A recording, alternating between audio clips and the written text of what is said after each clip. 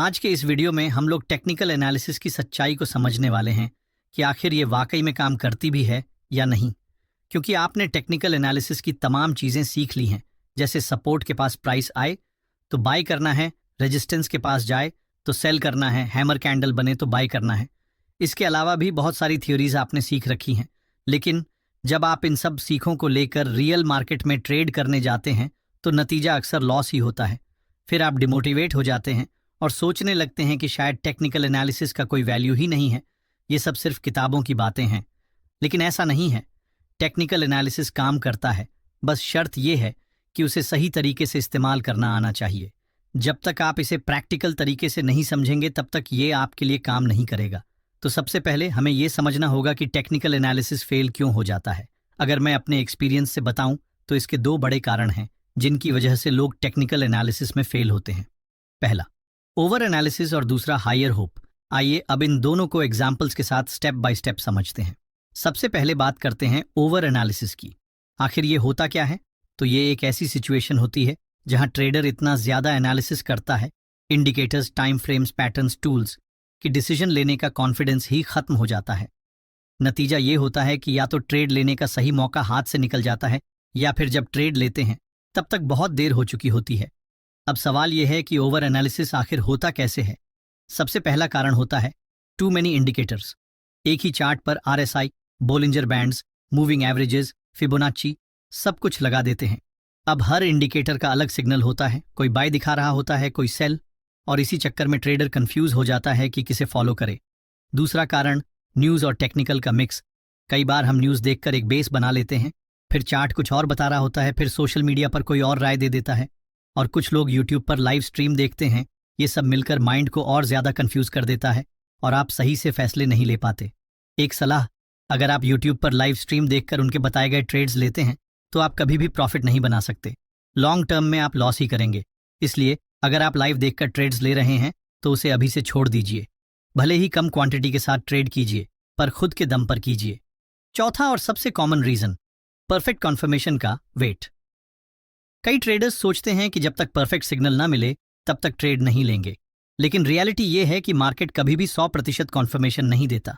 Uncertainty हमेशा बनी रहती है। अगर आप इन सारी कंफ्यूजन से बचना चाहते हैं तो इसका सॉल्यूशन सिंपल है। पहला, सिंपल और फोकस्ड स्ट्रैटेजी बनाइए। सिर्फ 1 से 2 इंडिकेटर्स, प्राइस एक्शन और ट्रेंड लाइन का कॉम्बिनेशन रखिए। एक प्री डिफाइंड चेकलिस्ट तैयार कीजिए, जैसे अगर 3 कंडीशन पूरी हो रही हैं तभी ट्रेड लेना है।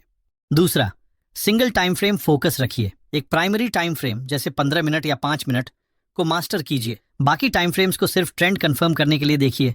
डिसीजन हमेशा प्राइमरी टाइम फ्रेम पर ही लीजिए। तीसरा, फिक्स्ड रूल्स बनाइए, एंट्री, स्टॉप लॉस और टारगेट के लिए। जब कंडीशन मैच हो जाए तो बिना ज्यादा सोचे सीधा एग्जीक्यूट करिए। चौथा और सबसे जरूरी, जर्नल मेंटेन करिए। हर ट्रेड का पूरा एनालिसिस लिखिए कि किस रीजन से लिया, क्या एनालिसिस किया। फिर हफ्ते में एक दिन रिव्यू करिए कि आपने ज़रूरत से ज़्यादा कहाँ सोचा और कहाँ सही डिसीजन लिया। जब आप ऐसा कंसिस्टेंटली करेंगे तो ओवर एनालिसिस की प्रॉब्लम खुद ब खुद खत्म हो जाएगी और आपकी डिसीजन मेकिंग पावर तेज हो जाएगी। यही डिसिप्लिन ट्रेडिंग में सक्सेस की होती है। चलिए अब सेकंड नंबर को समझते हैं, जिसका नाम है हाइपर होप। पर वीडियो में आगे बढ़ने से पहले, मार्केट का मूड चाहे वॉलेटाइल हो या स्टेबल, एक प्रो स्कैल्पर को चाहिए स्पीड, सिंप्लिसिटी और शार्प टूल्स। और ये सब कुछ मिलता है सिर्फ एक जगह, सही ऐप में। आज मैं आपको दिखाऊंगा कैसे आप भी बन सकते हैं स्कैल्पिंग के प्रो, सही के स्कैल्पिंग मोड के साथ। सबसे पहले ये देखिए, स्प्लिट स्क्रीन ड्यूअल चार्ट्स। ऊपर निफ्टी का इंडेक्स चार्ट और नीचे ऑप्शन चार्ट, दोनों एक ही स्क्रीन पर, एकदम परफेक्ट स्कैल्पर्स के लिए। चाहे आप लैंडस्केप मोड में हो या पोर्ट्रेट, चार्ट्स उसी तरह परफॉर्म करते हैं, फुल फ्लेक्सिबिलिटी के साथ। अब ट्रेड करते हैं सीधा चार्ट से। एंट्री और एग्जिट दोनों बस एक टैप से। स्टॉप लॉस, टारगेट प्रॉफिट और ट्रेलिंग एसएल को भी आप चार्ट पर ही ड्रैग और ड्रॉप कर सकते हैं। और सबसे बढ़िया बात, आप इन्हें प्रीसेट कर सकते हैं। बार बार मैन्युअली सेट करने की झंझट खत्म। स्कैल्पिंग का सबसे दमदार फीचर यही है। यहां से आप अपनी लाइव पोजीशन भी मॉनिटर कर सकते हैं। सब कुछ चार्ट पर ही दिखता है। No switching, no distraction. Side panel से आप जल्दी से इंडेक्स या ऑप्शन चेंज भी कर सकते हैं, वो भी बिना स्क्रीन छोड़े। सही ऐप के इनसाइट्स आपको रोजाना ट्रेडिंग एनालिसिस देते हैं। क्या हो रहा है मार्केट में, किस पर फोकस करना है, सब कुछ एक नज़र में समझ आ जाता है। स्कैल्पर को चाहिए होता है फास्ट और क्लियर डेटा, और वही यहाँ मिलता है। आपका होम पेज भी आप अपने ट्रेडिंग स्टाइल के हिसाब से कस्टमाइज कर सकते हैं। एकदम industry first feature. Multiple stock scanners use कीजिए, कस्टम फिल्टर्स लगाइए और सेकंड्स में ट्रेड आइडेंटिफाई कीजिए। चार्ट्स पर आपको मिलता है open interest based support and resistance indicator. Live levels देखिए और तुरंत डिसीजन लीजिए। और पीएनएल कैलेंडर से आप अपने पुराने ट्रेड्स का रिव्यू भी कर सकते हैं। इंपल्स से बचना है तो सही का किल स्विच ऑन कर दीजिए। इक्विटी या एफएनओ दोनों को आप एक दिन के लिए डिसेबल कर सकते हैं। ये है डिसिप्लिन का अल्टीमेट हैक। अब बात करते हैं सबसे बड़ी। भी हम सपोर्ट या रेसिस्टेंस ड्रॉ करते हैं तो हमारा एक्सपेक्टेशन कुछ ऐसा होता है, जब प्राइस सपोर्ट के पास आएगा तो यहां से ऊपर चला जाएगा, और जब प्राइस रेसिस्टेंस के पास आएगा तो यहां से नीचे चला जाएगा, यही हम सोचते हैं। और जब प्राइस रेसिस्टेंस के थोड़ा ऊपर जाता है तो हम सोचते हैं ये एक ब्रेकआउट है, अब प्राइस यहां से ऊपर चला जाएगा।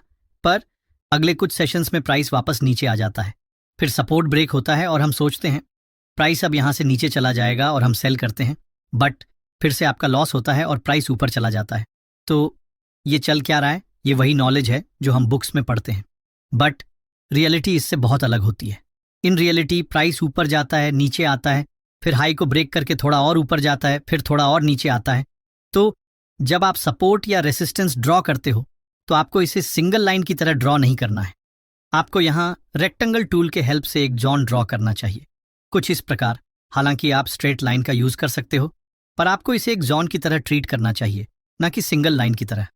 अगर आप सपोर्ट और रेसिस्टेंस को एरिया की तरह ट्रीट करते हो तो आप फेक आउट से बच सकते हो, क्योंकि सपोर्ट और रेसिस्टेंस कोई मैजिकल लाइन नहीं होता कि प्राइस जस्ट इसी लेवल पर आएगा और एग्जैक्ट यहीं से टर्न हो जाएगा। आइए कुछ एग्जाम्पल्स देखते हैं। यहाँ देखिए, हमने रेक्टेंगल टूल की हेल्प से यहाँ लेवल्स को ड्रॉ किया है। ये हमारा प्रीवियस सपोर्ट था जो आगे हमारे लिए रेसिस्टेंस का काम करता है। सेम थिंग यहाँ भी, प्रीवियस सपोर्ट जो आगे हमारे लिए रेसिस्टेंस का काम करता है। प्राइस रेसिस्टेंस से नीचे आता है, फिर अगेन इस एल लेवल पर रेटेस्ट करता है। यहाँ देखिए, ये रेटेस्ट प्रीवियस हाई जितना नहीं था, पर ये जॉन तक रेटेस्ट करता है और फिर नीचे जाता है। तो ये था reality trade, support and resistance को जॉन या एरिया की तरह देखना। नेक्स्ट, अब ट्रेंड लाइन की सच्चाई जानते हैं।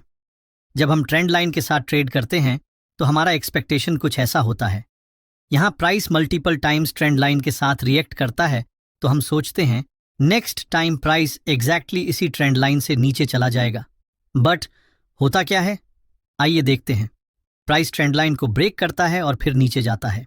देखिए, जो ट्रेंड लाइन होती है वो भी बिल्कुल सपोर्ट और रेसिस्टेंस की तरह होती है। बस फर्क इतना है कि सपोर्ट और रेसिस्टेंस हम हॉरिजॉन्टल ड्रॉ करते हैं और ट्रेंड लाइन को हम डायगोनल डायरेक्शन में ड्रॉ करते हैं। इसलिए हमें ट्रेंड लाइन को भी एक एरिया या जोन की तरह ट्रीट करना चाहिए। इस केस में हम ट्रेंड लाइन के आसपास कुछ इस प्रकार जोन मार्क कर सकते हैं, और जब प्राइस इस जोन में आए तो हम वहां पोटेंशियल सेलिंग सिग्नल्स के बेस पर ट्रेड ले सकते हैं। अब बात करते हैं ब्रेकआउट की, रियलिटी की। ट्रेडिंग में हमारा एक्सपेक्टेशन होता है कि मार्केट ट्रेंडिंग है। प्राइस प्रीवियस हाई को ब्रेक करता है, फिर रैली करता है, फिर ब्रेक करता है, फिर रैली करता है। ऐसे में जब मार्केट एक हाई को फिर से ब्रेक करता है तो हम सोचते हैं कि अब प्राइस और ऊपर जाएगा, क्योंकि पिछले कुछ ट्रेड्स में ब्रेकआउट के बाद अच्छा प्रॉफिट मिला है। लेकिन होता क्या है, प्राइस ब्रेकआउट करने के कुछ सेशन बाद ही वापस नीचे आ जाता है और ब्रेकआउट फेल हो जाता है। यहाँ असली सच्चाई यही है कि चाहे कितना भी अच्छा ट्रेडिंग सेटअप हो, चाहे आपके सारे टेक्निकल इंडिकेटर्स अलाइंड हों, मार्केट फिर भी आपके खिलाफ जा सकता है। इसलिए टेक्निकल एनालिसिस का यही कड़वा सच है कि कैंडलस्टिक पैटर्न फेल हो सकता है, सपोर्ट रेजिस्टेंस फेल हो सकता है, सबसे बेहतरीन स्ट्रैटेजी भी फेल हो सकती है। और यहाँ से जो सीख मिलती है वो ये कि जब मार्केट आपके अगेंस्ट मूव करे तो लॉस एक्सेप्ट करना चाहिए, ट्रेड से एग्जिट लेना चाहिए। इसीलिए स्टॉप लॉस होता है, ताकि आपका नुकसान कंट्रोल में रहे। जैसे जैसे आप मार्केट में समय बिताएंगे, रोज कुछ नया सीखने को मिलेगा। हर सीख के साथ आपकी स्ट्रैटेजी इवॉल्व होगी और रिजल्ट बेहतर होता जाएगा। उम्मीद है ये वीडियो आपके लिए इन्फॉर्मेटिव रहा होगा। अगर पसंद आया हो तो वीडियो को लाइक करें, चैनल को सब्सक्राइब करें और कमेंट में ज़रूर बताएं इस वीडियो से आपने क्या सीखा।